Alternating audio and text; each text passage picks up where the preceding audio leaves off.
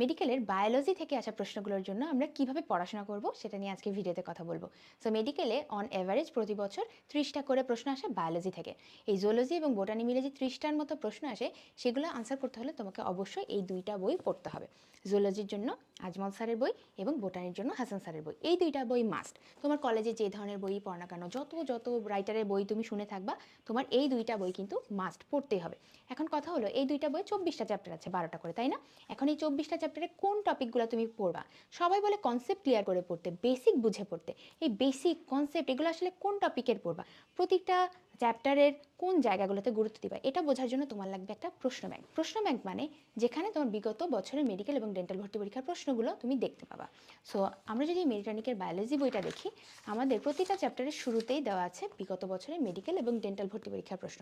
তুমি যে কোনো একটা চ্যাপ্টার পড়ার আগে, মেইন বই খোলার আগে তুমি করবা কি, মেডিটনিকের এই অংশগুলোতে যাবা, প্রত্যেকটা চ্যাপ্টারে বিগত বছরের মেডিকেল এবং ডেন্টাল ভর্তি পরীক্ষার প্রশ্ন।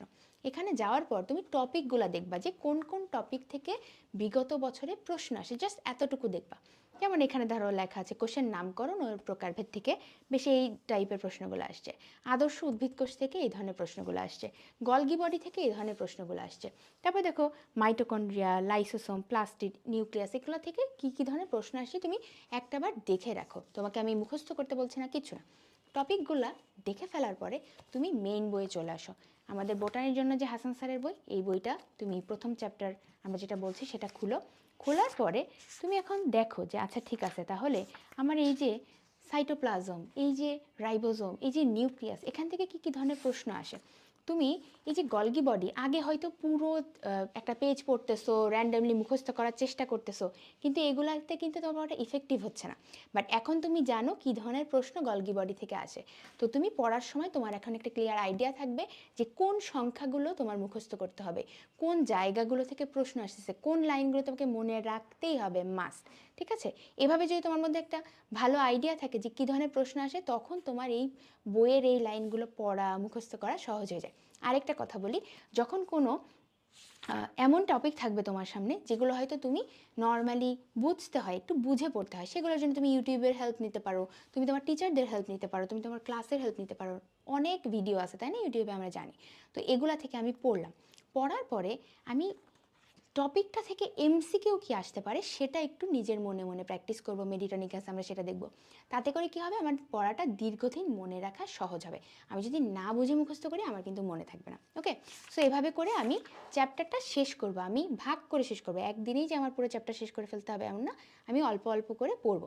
একটা চ্যাপ্টার এভাবে মেইন বই থেকে কমপ্লিট করার পর আমরা আবার চলে যাব মেডিটনিকে। ওকে? সো মেডিটনিকে আমরা আবারও ওই বিগত বছরের প্রশ্নেই যাব। আমরা দেখব যে আমাদের বড় ভাই আপুরা এই সকল প্রশ্নে যে পরীক্ষা দিছে, আমার বেলায় যদি এই প্রশ্ন আসতো, পড়ার পর আমি পারছি কিনা। আমি কিন্তু প্রথমবার পড়ি নাই, তাই না, প্রশ্নগুলো। এখন আমি প্রশ্ন পড়ব, আমি দেখব আমি পারি কিনা। এবং এই অংশ শেষ হয়ে গেলে আমি চলে যাব এই অধ্যায় সকল গুরুত্বপূর্ণ প্রশ্ন। এই পেজটা খোলার পরে আমি কী করব, একটা পেন্সিল নিব, এক একটা প্রশ্ন পড়ব, 4টা অপশন পড়ব এবং পেন্সিল দিয়ে আমি যেই উত্তরটা চিন্তা করতেছি সেটা হালকা করে একটু মার্ক করব। এভাবে করে আমি 20টা প্রশ্ন সলভ করব। আমি না পারলে কোনো অসুবিধা নেই, আমি যদি কোনো একটা ভুলে যাই স্কিপ করো, কোনো অসুবিধা নেই। বাট তুমি আগেই উত্তরটা দেখো না, তুমি 20টা প্রশ্ন শেষ করো, তারপরে এই আনসার বক্সের সাথে মিলাও যে তুমি যে উত্তরগুলা সিলেক্ট করছিলা এগুলোর মধ্যে কত % তোমার ঠিক হচ্ছে, কোনটা তোমার ভুল হচ্ছে। তুমি দেখলা যে এখানে উদ্ভিদের কোষ পর্দা নিয়ে যে প্রশ্নটা আসে, তুমি এটা পারো নাই, তার মানে কি, তুমি কোষ পর্দা বইয়ে তো পড়ে তো আসছো, কিন্তু তোমার পড়াটা ইফেক্টিভ হয় নাই। তুমি এটা এখান থেকে পড়ো, তুমি মেইন বইয়ে আবার যাও, আবার ওই লাইনটা দেখে ফেলো। ওকে? এভাবে করে তুমি যদি পড়তে পারো, তাহলে কিন্তু তোমার বায়োলজি অংশে কোনো গ্যাপ থাকবে না। ঠিক আছে? এভাবে করে প্রত্যেকটা তুমি 20টা করে প্রত্যেকটা পেজ শেষ করবা, প্রত্যেকটা চ্যাপ্টার শেষ করবা। এবং ওভারঅল ধরো একটা চ্যাপ্টার থেকে 250টা প্রশ্ন আছে, এই 250টা প্রশ্নে তোমার কোন কোন টপিকে গ্যাপ আছে, কোন টপিকগুলো আবার পড়তে হবে, কোনগুলো তুমি বুঝো নাই, না বুঝে জাস্ট র্যান্ডমলি দাগাই গেছো, তুমি কিন্তু সব বুঝতে পারবা। তোমার মেইন পরীক্ষার আগেই চোখের সামনে থাকবে যে তুমি বায়োলজির একটা চ্যাপ্টারে কতটুকু পারদর্শী হয়েছো। এইটার জন্য প্র্যাকটিস করার ছাড়া কোনো বিকল্পই নাই। ঠিক আছে? প্র্যাকটিস তোমাকে করতেই হবে।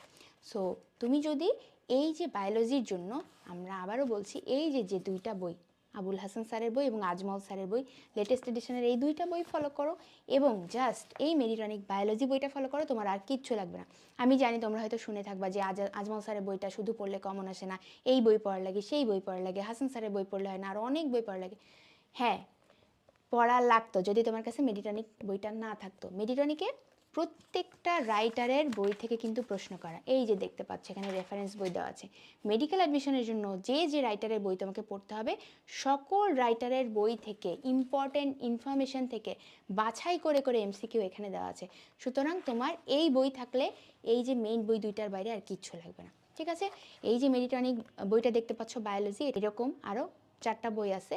সো টোটাল যে আমাদের 5টা বইয়ের মেডিটনিক টপার বক্সের যে সেট, সেই টপার বক্সটা কিন্তু আমাদের কাছে অর্ডার দিয়ে দিতে পারবা, সারা দেশে ফ্রি হোম ডেলিভারি পেয়ে যাবা এবং বই হাতে পাওয়ার পর তুমি পেমেন্ট করতে পারবা, কোনো অসুবিধা নেই।